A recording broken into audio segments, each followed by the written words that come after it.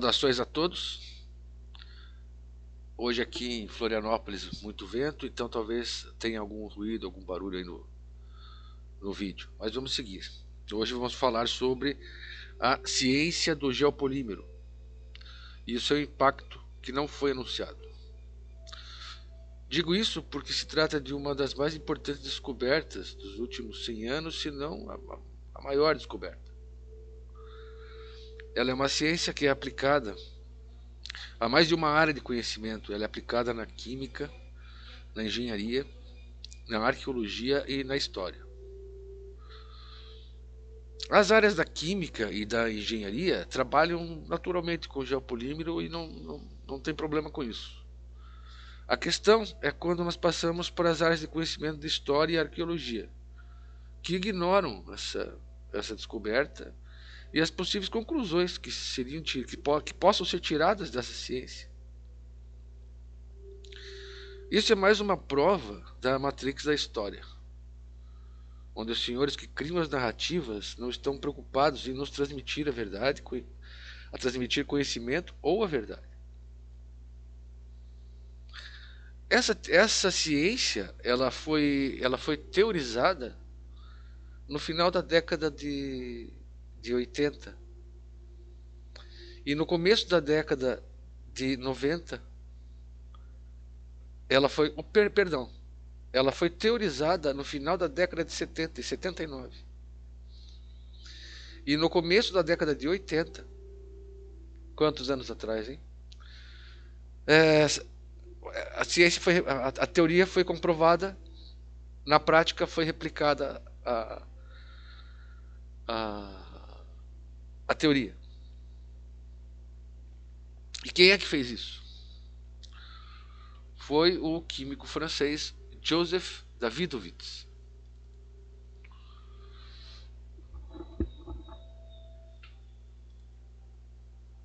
Esse senhor aqui,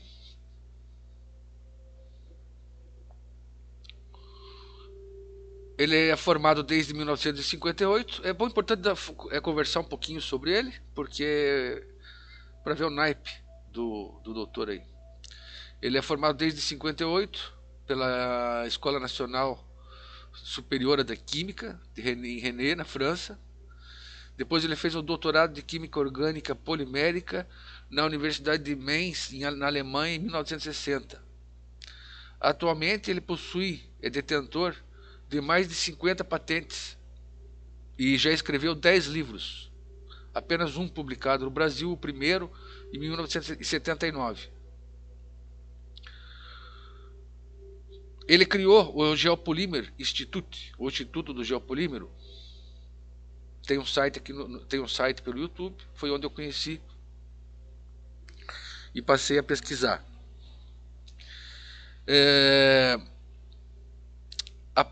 A partir de entre 83 e 89, em colaboração com a Lone Star Industries dos Estados Unidos, desenvolveu o cimento geopolimérico, denominado Pyramid, e suas misturas de cimentos associados. Ele é autor também de pesquisas, além de químico, ele é autor de pesquisas arqueológicas, as mais importantes sobre como foram feitas as construções das pedras das pirâmides e as pedras dos complexos de Tiwanaku, de Pumapunku. Produção de cerâmicas também, e com a utilização dessas pedras artificiais que, na verdade, são feitos de geopolímero, que seria um cimento antigo.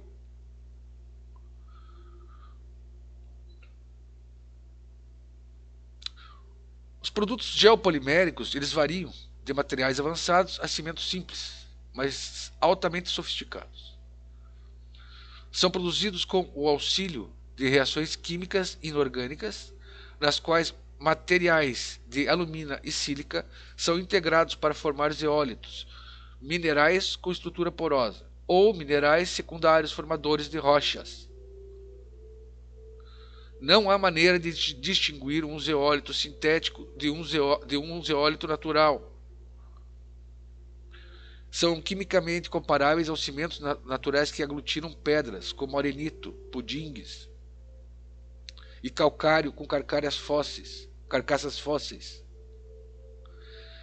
Nem calor, nem pressão tremenda são necessários para se produzir essa pedra sintética. E elas endurecem rapidamente em temperaturas ambientais.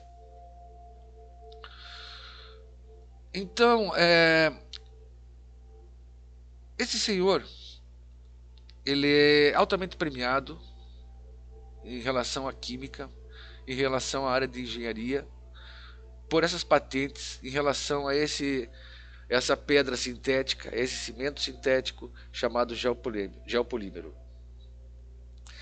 Apesar desses prêmios que ele recebeu, as teorias dele, as comprovações dele de que as pedras da pirâmide foram feitas de geopolímero, ou seja, pedras sintéticas, assim como as pedras do sítio de Tiwanaku e Pumapunku,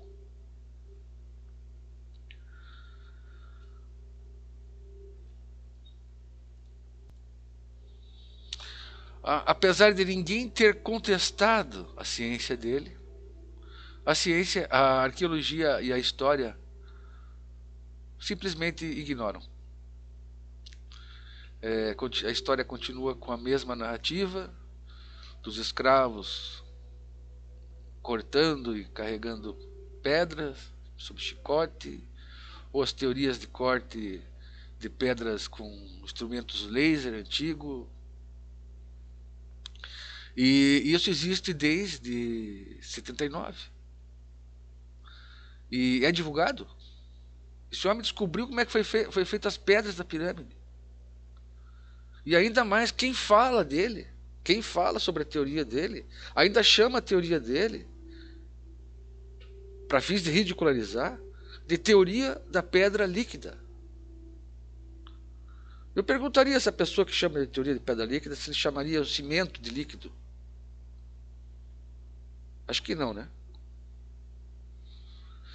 E porque é incrível.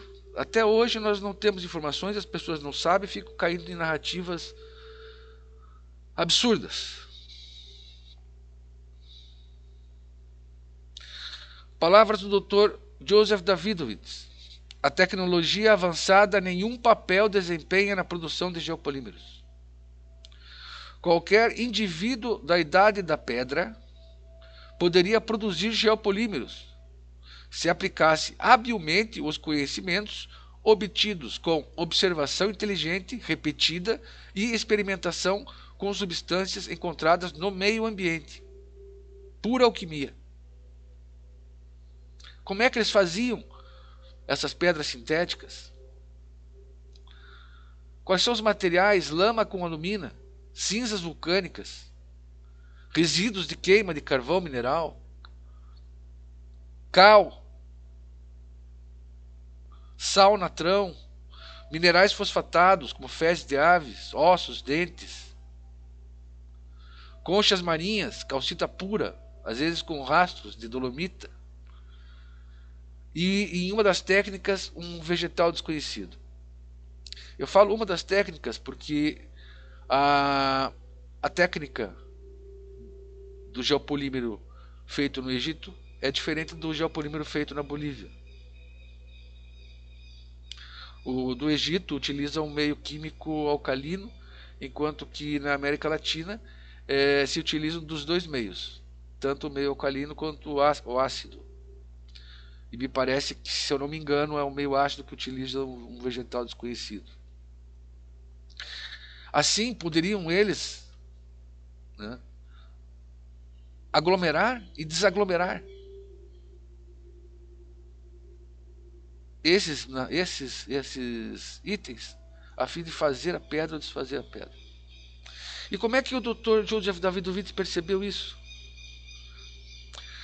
Ao examinar uma pedra da pirâmide, ele percebeu que existiam essas conchas que são numulídeos, e isso se encontra em terrenos e faixas horizontais do solo, enquanto que dentro da pedra ela não se encontrava em faixa horizontal, ela estava totalmente mexida, as conchas colocadas até verticalmente. Aí ele passou e encontrou fios de cabelo. E daí ele deduziu que seriam pedras artificiais, ou seja, feitas com um cimento antigo natural, que era colocado em um molde, parecendo assim um corte perfeito. E ele repetiu em laboratório. Ele chegou a fazer uma réplica de uma estatueta pequena de geopolímero. Ele fez uma réplica de uma que estava em um museu, uma original. E chamou arqueólogos para verem as duas peças e perguntou ali qual seria a verdadeira e qual seria a falsa. O incrível e preocupante também é que os arqueólogos não foram capazes de distinguir qual seria a peça verdadeira. Então não adianta chamar isso aqui mais de teoria. Isso aqui é ciência, é fato. Não foi por outro meio, não houve corte de pedra, não carregaram pedra por quilômetros. Não é um conhecimento difícil, é um conhecimento que para nós se perdeu porque é ligado à natureza. Foi o homem.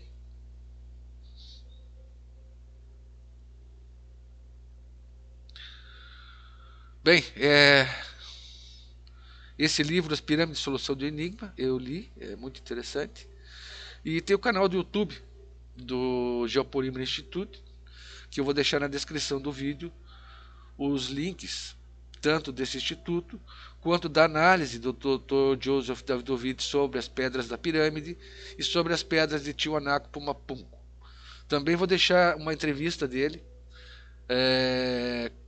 em outro canal do YouTube. Lógico que vão ter que provavelmente ativar a legenda e tradução, aqueles que têm dificuldade para inglês e espanhol. Esse é o livro, o único publicado no Brasil dos 10.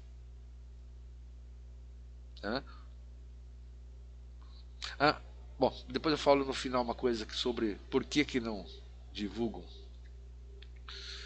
Vamos a uma problemática, as ocorrências. Existe o Coral Castle nos Estados Unidos. Esse Coral Castle tem uma história bastante interessante e se trata de uma descoberta do geopolímero, de uma redescoberta do geopolímero, não oficial e anterior ao do Joseph Davidovich. Porém, ela não foi oficializada. Vamos conhecer um pouco dessa história. Olha que interessante. Edward Leeds County, nesse lugar, no Coral Castle, ou Castelo de Coral. Ele era um imigrante letão que construiu na Flórida por volta de 1923 uma misteriosa espécie de parque que ficou conhecido como Coral Castle. Ele disse: eu descobri o segredo das pirâmides e assim percebi como os antigos construtores levantaram e encaixaram blocos de várias toneladas utilizando somente ferramentas primitivas. Boa parte desses blocos que ele utilizava na construção pesavam várias toneladas. Ele esculpia, levantava, montava, tudo sozinho. Ele fazia de noite, só sob base de lampião, não fazia sob eletricidade na presença de ninguém. Ele chegou a montar um portão que pesava 9 toneladas e o centro de gravidade da pedra perfeito, que até uma criança abria usando apenas um dedo. Em 86 esse portão aí parou de funcionar e eles não conseguiram arrumar direito, ficou meio empenado, mais pesado o portão. Mas não para por aí, a coisa fica mais misteriosa quando o Edward ele resolve, por um motivo que ninguém sabe a razão, mudar o Coral Castle de cidade. Ele desmanchou tudo e levou todas as pedras para outra cidade da Flórida e remontou tudo ali. Aí depois ele levou os segredos para o túmulo. Eu coloquei um ponto de interrogação porque eu duvido muito disso. Duvido muito disso. Não acho que ele levaria para o túmulo um segredo desse, de forma nenhuma. Ele venderia ou deixaria para algum parente, amigo. Não é possível que uma pessoa fosse tão egoísta a ponto de morrer com um segredo desse que a humanidade corria tanto atrás.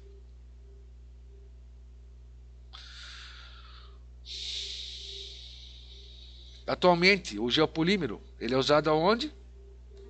Esculturas, em arte. E todo mundo acha legal, mas não acha que a pedra da pirâmide seja feita assim. Só mostrar as imagens para vocês aqui desse... É um escultor espanhol, eu não sei o nome, acho que embaixo ele tem. Mas olha essa pedra. Em dobras. Calcule o que um arqueologista do futuro, quando desenterrasse essa pedra, qual é a teoria que ele ia fazer?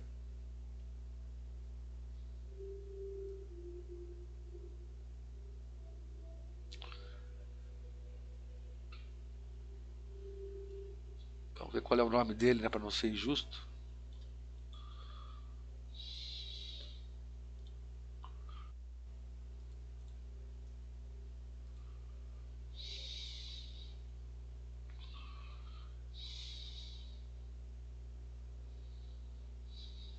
José Manuel Castro Lopes.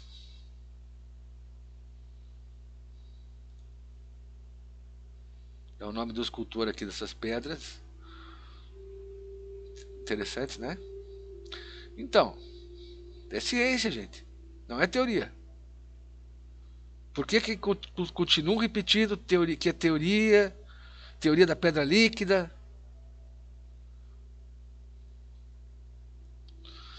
Bom, depois eu marquei aqui de falar um pouco sobre umas teorias arqueológicas aí que eu acho que dá para fazer em razão disso, mas eu vou deixar para outro vídeo.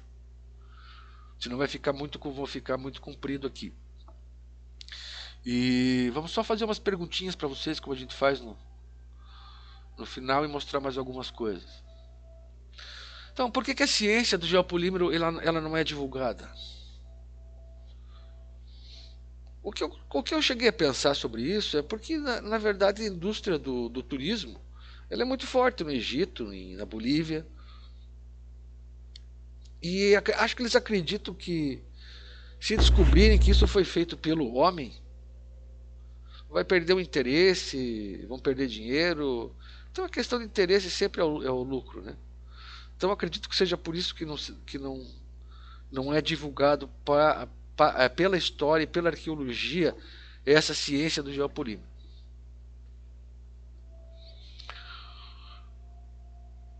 Por que ele é reconhecido pela área de engenharia e suas análises e reproduções não são sequer narradas pela arqueologia ou história oficial? Que eu falei agora. O descobrimento de como fizeram as pedras das pirâmides não seria uma notícia a ser divulgada? Será que quer lhe contar uma narrativa verdadeira da história? Porque o maior mistério do mundo, ou seja, o mistério mais conhecido do mundo, é como teriam sido feitas as construções da pirâmide. E quando se faz ciência sobre isso, por que não divulga-se?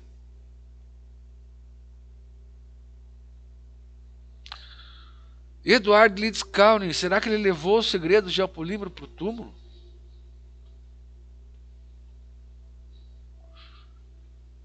Eu não sei que agora quando que ele faleceu, quando que ele morreu.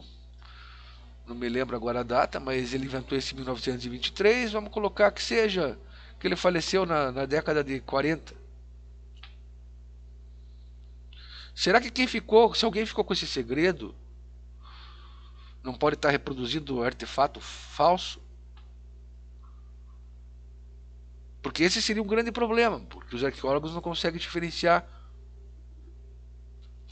o verdadeiro do falso, o antigo do atual.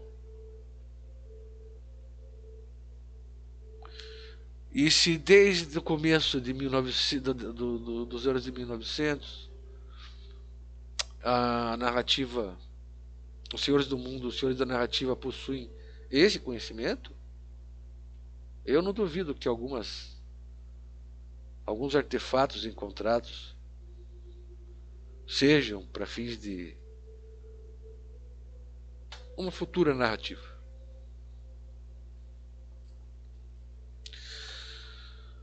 E bem, eram os deuses astronautas? Ou a capacidade humana é maior do que pensamos? Para ajudar a responder isso, eu trago a história de Wally Wallington, que é um carpinteiro inglês, que ele conseguiu elaborar a hipótese não, ele construiu uma Stonehenge sozinho, erguendo pedra de 20 toneladas. Você fala, não, mas isso é impossível. Não, esse homem fez. E vamos ver a compreensão física desse homem?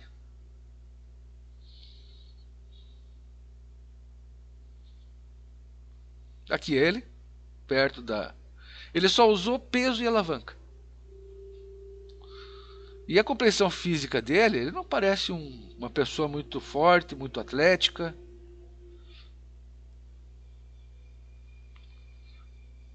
Aí ele, em cima do material que ele construiu, ele usou todo o material encontrado na natureza para fazer, para levantar isso aqui na casa dele.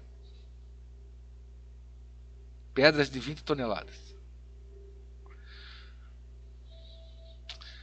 Vou colocar o vídeo sobre isso também aqui na descrição desse vídeo. Assistam, é fantástico. É fantástico. Agora, eu imagino se esse homem com essa compreensão física precisou de pouca força, calcule um ser humano se ele tivesse 3, 4 metros de altura. O que ele poderia levantar?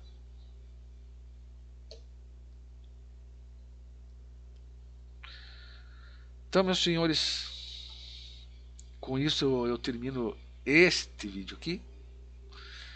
Vou deixar na descrição ali vídeos para vocês assistirem, que é muito interessante, tanto do Joseph Davidovich como esse aqui do Wally Wallington.